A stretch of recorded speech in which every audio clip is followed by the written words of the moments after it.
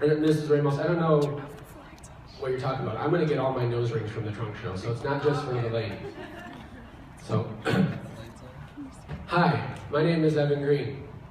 You may remember me from such situations as seeing me dressed as Spider-Man in the hallway, or having me as your teacher for most of your sophomore year. That's funnier if you've ever seen The Simpsons, by the way, so go educate yourselves and watch some TV.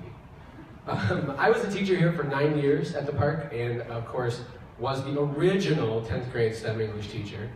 So I know a thing or two about motivating students, and what I want to motivate you about today is to be as passionate as possible about this upcoming event on the 9th, and to put as much time and effort and energy into it as you can. And the key to motivating any group of people, especially students, is with food. So I'm going to get 4 volunteers right now to come up here, right in this area. And I just said food, so I don't know why I don't see like 50 hands right now. All right, I'll take a young lady in the white scarf, and person in the way back with their hand up, and yes, yeah, maroon hat, yeah. Your hat's maroon, yeah, Mighty Ducks. And you would be a lovely volunteer. And finally, Canton varsity jacket. Okay. So, we're going to get the names of these fabulous volunteers. And you are? Jill. Carol.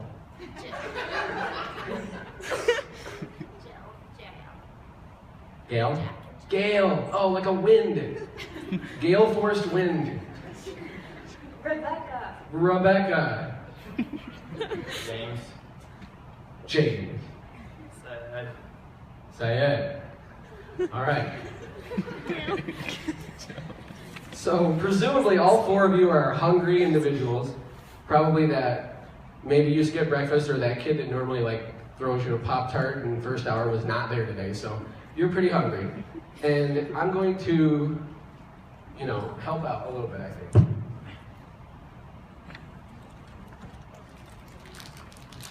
This is a bag of Skittles. Skittles, you might be familiar with these. They are candies that are each a different delicious flavor inside this lovely bag. And interestingly enough, this bag of Skittles is of no use to me because I'm diabetic. So really it would be a bad idea for me to eat these. Even though they're mine and I brought them, it's not a good call for me to eat these. So we've all heard since kindergarten, right? Sharing is caring, okay?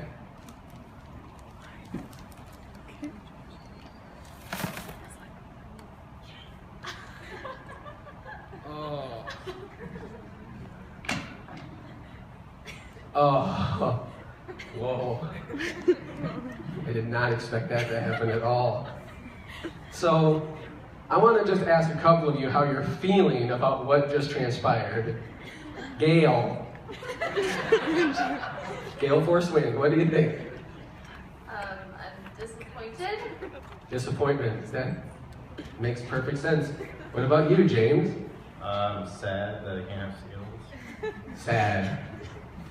Sad. Okay, those 2 responses are perfectly legitimate, and these are just the reactions, though, of people who were hungry, and all they did was they wanted a tasty treat. They were just up here hoping to get a candy. But now let's imagine that Rebecca was suffering from low blood sugar while she was up here. She didn't just want those candies, she needed those candies, or otherwise on her way back to her seat, she's gonna pass out, embarrassingly in front of all of you, and need one of you to like squeeze some juice into her mouth or something. We don't want that to happen. But Rebecca, how would you feel if that hypothetical situation were a reality and you watched those candies go into the garbage? What? You would have a like sort of crying in your voice, like, what? No. Excellent. Yes, that exact feeling. What? No. Yes. Now, let's magnify that feeling. Before the 4 of you return to your seats, Syed, I want you to imagine that you are going blind.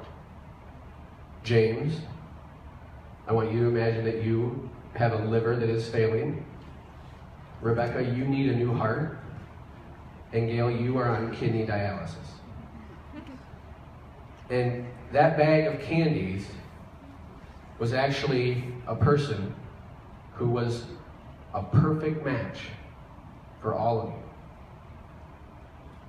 But instead of donating his organs, Syed, your corneas, James, your liver, Rebecca, the heart that would have saved your life, and Gail, the kidneys that would have made every day better for you, all of them went into the garbage. While they contemplate that and how hungry they still are and return to their seats, we're going to go ahead and I'm going to talk about my personal experience with kindergarten mantra, if you will, sharing is caring. In death, somebody saved my life. I have no idea who this person is. They recommend you don't find out about the donor until at least 6 months after the surgery, and I'm 3 months out. So all I was told is that the lungs were gently used, okay? And if you take that little clue and you look at me, you have to be a good height and weight match when you donate lungs so that they fit. So the likelihood is extremely high that the person who donated lungs to me when they died was a teenager just like one of you. So when you think about this subject and you think it might not relate to you, I'm sure most of you have a driver's license and have an option on there to be an organ donor, and you never know what might happen. We don't like to think about our own mortality, especially when we're 15 and think we're invincible. But by making that choice and through the work you'll do with Gift of Life and the event on December 9th, you can save somebody just like me.